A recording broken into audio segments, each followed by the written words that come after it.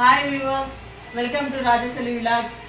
நான் நிறைய ஷார்ட்ஸ் தான் போட்டிருந்தேன். வீடியோ போட டைம் இல்லை. ரிலேஷன்ஸ்லாம் நிறைய வந்திருந்தாங்க, அதனால் டைம் இல்லாமல் போச்சு. இன்றைக்கி நான் வீடியோ போட போகிறேன். அது என்னென்னா பூசணிக்காய் காரக்குழம்பு, மஞ்சள் பூசணிக்காய் காரக்குழம்பு போட போகிறேன். வாங்க எப்படி செய்யுது பார்த்துலாமா?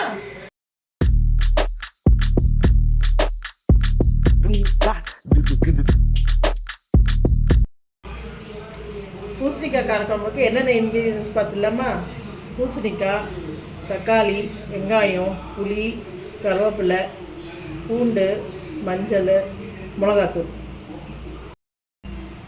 கடாய் வச்சு எண்ணெய் ஊற்றியாச்சு. இப்போது நம்ம கடுகு போட போகிறோம். கடுகு பொரிஞ்ச பிறகு பூண்டுலாம் போடணும்.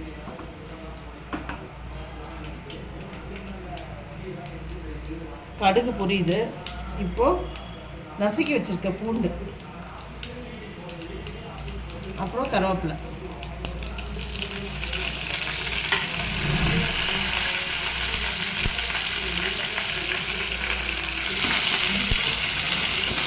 பூண்டு போட்டாச்சு. இப்போ வெங்காயம்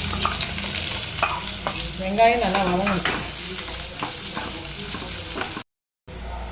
வெங்காயம் நல்லா வதங்கிடுச்சு. இப்போ நம்ம தக்காளி போடணும்.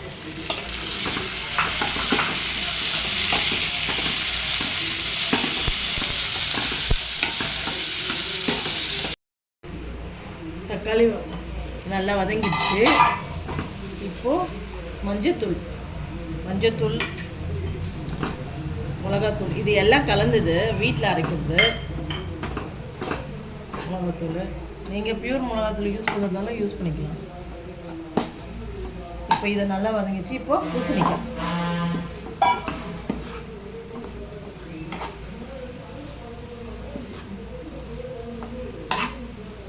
கொஞ்சம் தண்ணி ஊற்றி வேக வச்சுக்கலாம். கொஞ்சம் வெந்த பிறகு புளி ஊற்றிக்கலாம். காய் வெந்துச்சா பார்க்கலாம். காய் கொஞ்சம் வெந்திருக்கு. இப்போ நம்ம புளியை ஊற்ற வேண்டியதுதான். இது குழம்பு கொதிச்சான்னு பார்க்கலாம். நல்லா கொதிச்சிச்சு. இப்போ கொத்தமல்லி மேலே தூவிட்டு சூப்பராக இருக்கும். சாப்பிட்டு பாருங்கள், செஞ்சு சாப்பிட்டு பாருங்கள். ஹாய், நேற்று பழது மீந்துருச்சு. எங்கள் வீட்டில் யாரும் சாப்பிட மாட்டாங்க, அதனால் அதை தாளிக்க போகிறேன். எப்படி தாளிக்கலாம் பார்க்கலாம் வாங்க. பழைய சாப்பாடு பிழிஞ்சு வச்சுருக்கேன். இதுக்கு வேண்டிய இன்க்ரீடியன்ஸ் பார்த்திங்களாமா? கடுகு, காஞ்ச மிளகாய், பச்சை மிளகாய், பெருங்காயம், சீரகம், கருவேப்பிலை, வெங்காயம், கொத்தமல்லி, கடலைப்பருப்பு. இப்போது கடுகு போடுறோம். பச்சை மிளகாய்,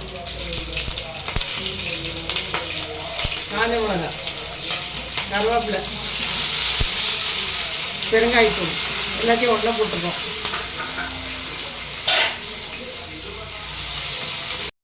இப்போ கடலைப்பருப்பு,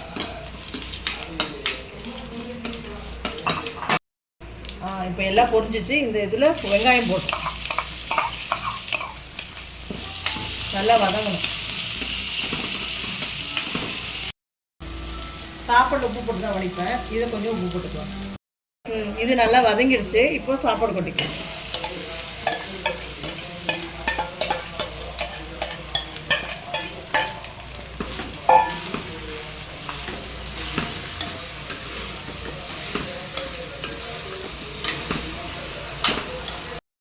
நல்லா இதுவாகிடுச்சு. இப்போது இந்த டைமில் இந்த கொத்தமல்லி தூவிடலாம். அவ்வளோதாங்க, முடிஞ்சிடுச்சு. சாப்பிட்டு பாருங்கள், சூப்பராக இருக்கும்.